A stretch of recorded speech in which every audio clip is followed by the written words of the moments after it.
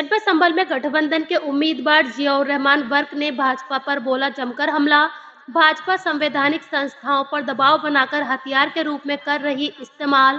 जनपद संभल में कांग्रेस के जिला कार्यालय पर गठबंधन प्रत्याशी जियाउर रहमान वर्क का शहर पदाधिकारियों के साथ परिचय कार्यक्रम आयोजित किया गया, जिसके बाद मीडिया से मुखातिब होते हुए गठबंधन प्रत्याशी जियाउर रहमान वर्क ने जमकर भारतीय जनता पार्टी पर हमला बोला। इस दौरान उन्होंने कहा कि भाजपा संवैधानिक संस्थाओं पर दबाव बनाकर हथियार के रूप में उनका इस्तेमाल कर रही है।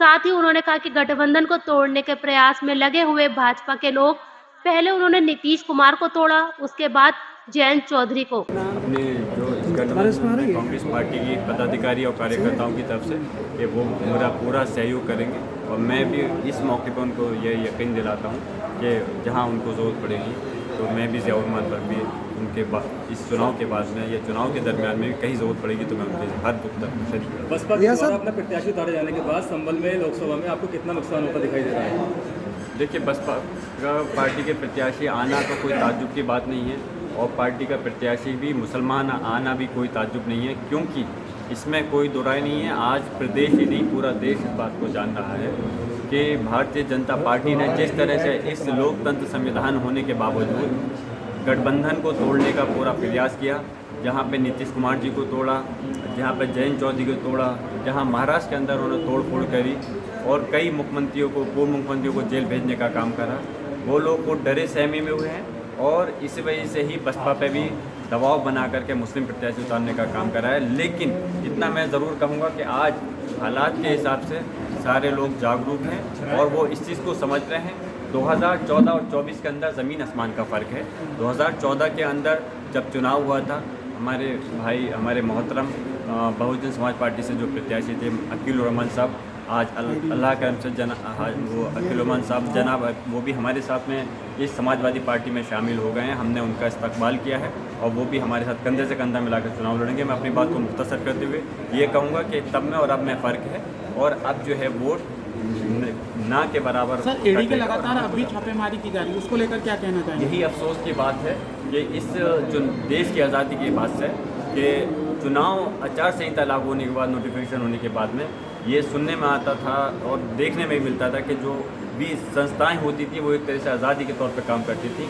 लेकिन आज भी भारतीय जनता और आरएसएस के ये लोग उन पर दबाव बना करके, इन संवैधानिक संस्थाओं पर दबाव बना करके इनको एक तरह से अपने हथियार के रूप में इस्तेमाल कर रहे हैं, जो कि एक तरह से लोकतंत्र का खुली हत्या है। हम उसी के खिलाफ चुनाव लड़ रहे हैं और हम चाहते हैं कि इस देश का संविधान लोकतंत्र बचा रहे और इस देश के विकास के लिए, तरक्की के लिए, इस लोगों की खुशहाली के लिए हम इस चुनाव में आगे बढ़ना चाहते हैं। लेकिन कितना भी ये अत्याचार कर लें, कितना भी उसका दुरुपयोग कर लें, इनके होने से जनता इनको इस चुनाव के अंदर बिल्कुल मजबूती के साथ में जवाब देने के लिए तैयार है। कल शौकत साहब यहाँ थे संभल में, उन्होंने आपको नौसिखिया बताया और अपने आप को बहुत ज़्यादा पुराना तजर्बेकार नेता बताया, क्या कहें?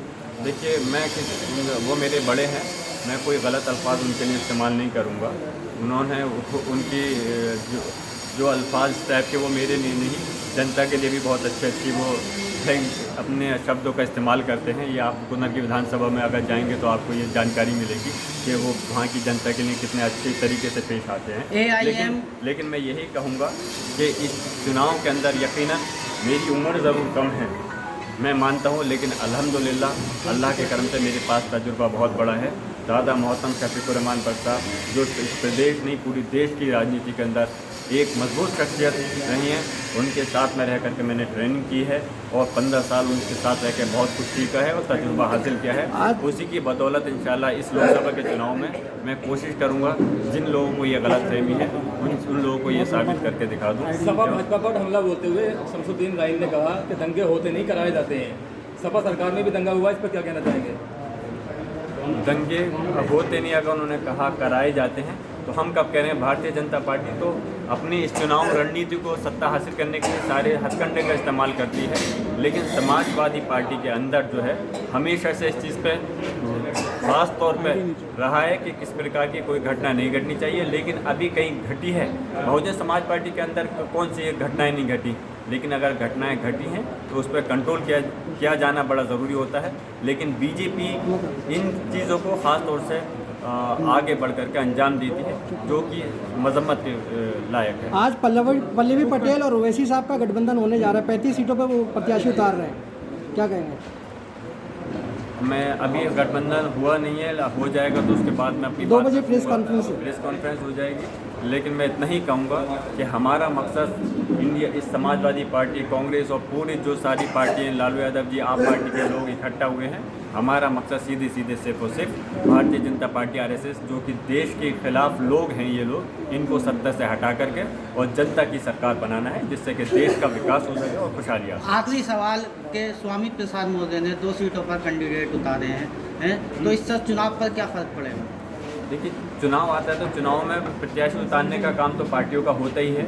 अभी कुछ उन्होंने 2 कैंडिडेट उतारे हैं, हो सकता है आते आते चुनाव के अंदर और दूसरी पार्टियाँ, दूसरे नेता अपने चुनाव में प्रत्याशी उतार सकते हैं। तो चुनाव का मकसद ये होता है कि प्रत्याशी उतार करके चुनाव लड़ा जाए, लेकिन उसके साथ साथ वक्त इस चीज़ का होता है कि मेन फाइट के अंदर कौन है।